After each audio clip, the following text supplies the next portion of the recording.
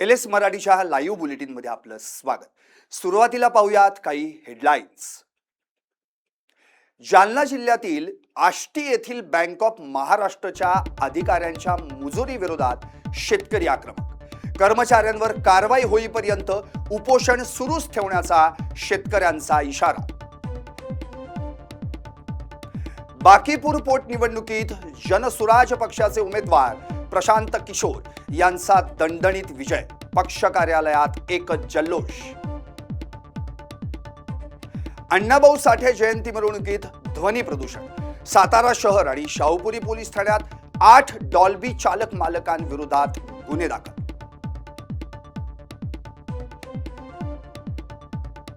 मनोज जरांगेंची पुन्हा एकदा पश्चिम महाराष्ट्राच्या दौऱ्यावर जाण्याची घोषणा। सरकारनं काढलेले GR अद्याप लागू केले नसल्यानं जरांगेंचा एल्गार। आषाढी वारीची सांगता। प्रक्षाळ पूजेनंतर श्री विठ्ठलाच्या नित्योपचारांना प्रारंभ।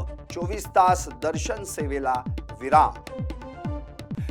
नमस्कार, मी संदीप आणि आता बातम्या विस्तारानं। आदित्य ठाकरेंची भाजपवर जोरदार टीका।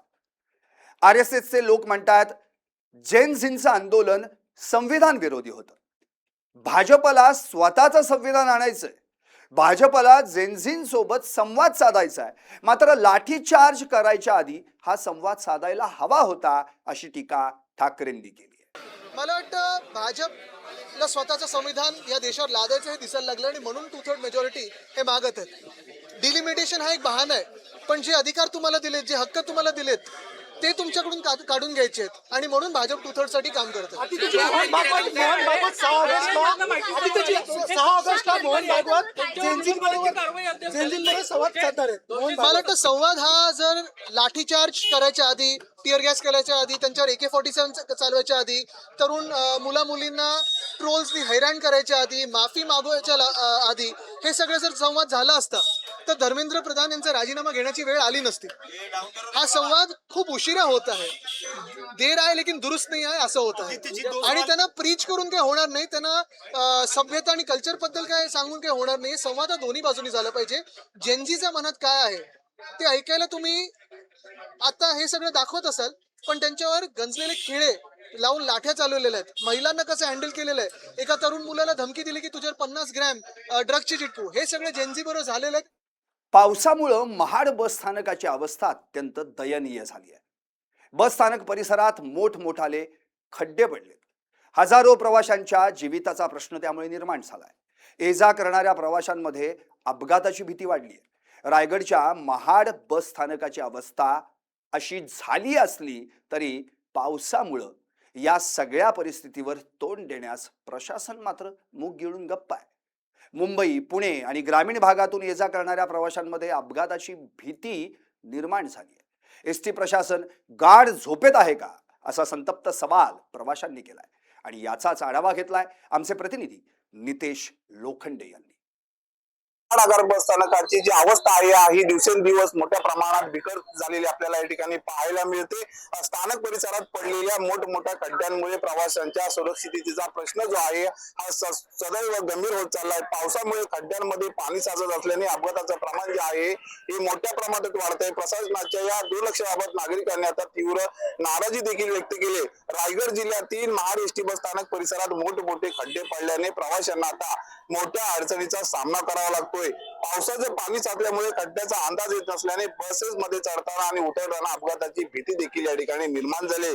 दररोज हजारो प्रवासी, विद्यार्थी, महिला आणि ज्येष्ठ नागरिक या बस स्थानकाचा वापर करतात, मात्र खड्डे, चिखल आणि साचलेल्या पाण्यामुळे विशेषतः प्रवाशांना मोठा आता त्रास सहन करावा लागतोय। स्थानिक नागरिकांनी अनेकदा एसटी बस स्थानकाकडे तक्रार करून देखील अद्याप याकडे दुर्लक्ष केले जात आहे। ठोस दुरुस्ती करण्यात आली नसल्याचा आरोप देखील केलाय। आपण जर एकीकडे पाहिलं तर नवीन या ठिकाणी बस स्थानकाचं काम जे आहे हे अजूनही अर्धवट स्थितीत आहे।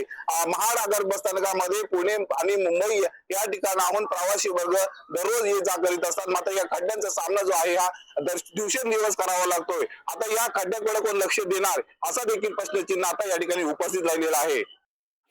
धाराशिव मध्ये दिव्यांग शेतकरी दाम्पत्याची विमा कंपनीकडून अक्षरशः थट्टा करण्यात आली।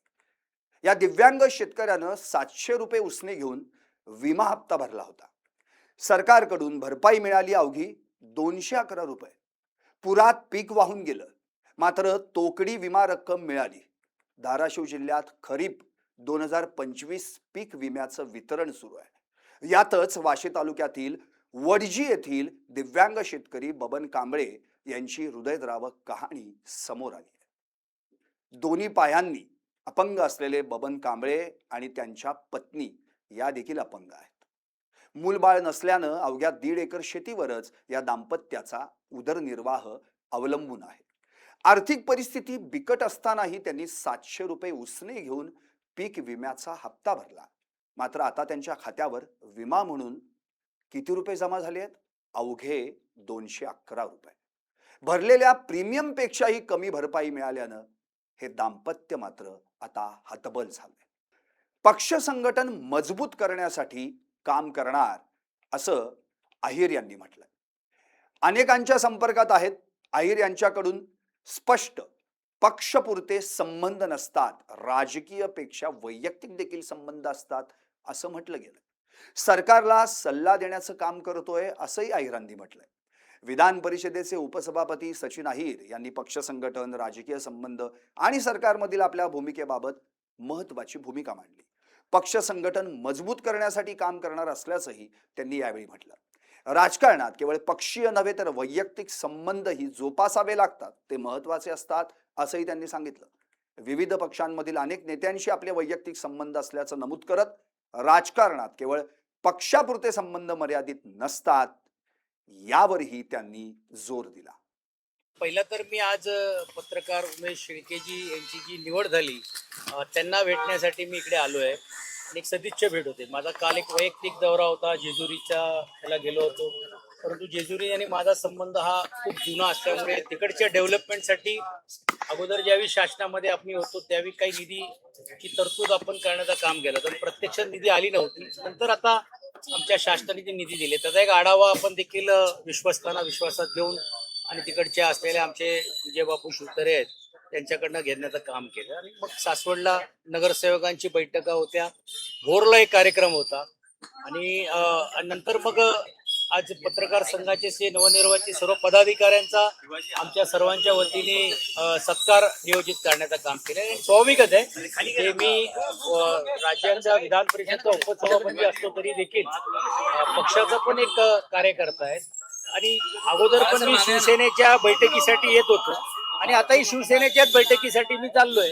तर त्यात काय अगोदरच्या आणि अजातला असतला नाही. हेडलाईन्स झाल्या, सविस्तर बातम्या झाल्या. आता जाता जाता पाहूयात वेगवान घडामोडी. नाशिकमध्ये पर्यटनाच्या नावाखाली त्र्यंबकेश्वर आणि पहिने परिसरात हुल्लडबाजी करणाऱ्या तरुणांवर पोलिसांची कारवाई. पर्यटन स्थळी अतिरिक्त पोलीस बंदोबस्त करण्याची पर्यटक आणि स्थानिक नागरिकांची मागणी. हिंगोलीच्या संत नामदेव हळद मार्केटमध्ये हळदीला विक्रमी दर 16,000पासून 18,000 रुपये प्रति क्विंटल दरामुळे शेतकऱ्यांमध्ये समाधानाचं वातावरण. आर्थिक विवंचनेतून विषारी द्रव्य पदार्थाचा धूर घेत एकाच कुटुंबातील 3घांची आत्महत्या. पिंपरी चिंचवडच्या मोरवाडी परिसरातील धक्कादायक घटना.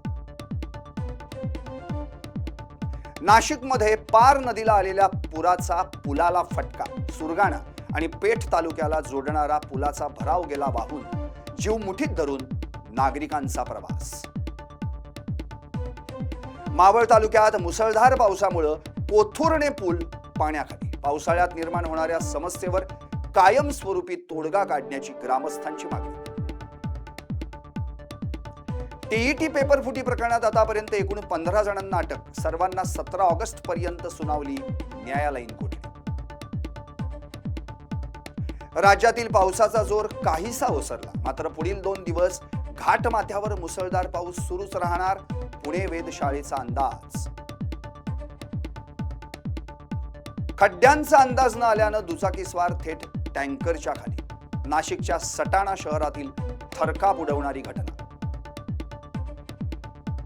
भिवंडी बस स्थानकाला आलं तलावाचं स्वरूप. बस स्थानक परिसरातील रस्त्याची ही दुरवस्था. नागरिकांमधून संताप व्यक्त.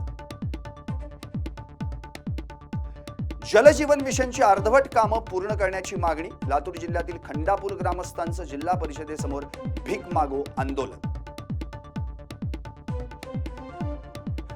आणखी काही विशेष घडामोडींसाठी पाहत रहा LS मराठीचं लाईव्ह बुलेटिन.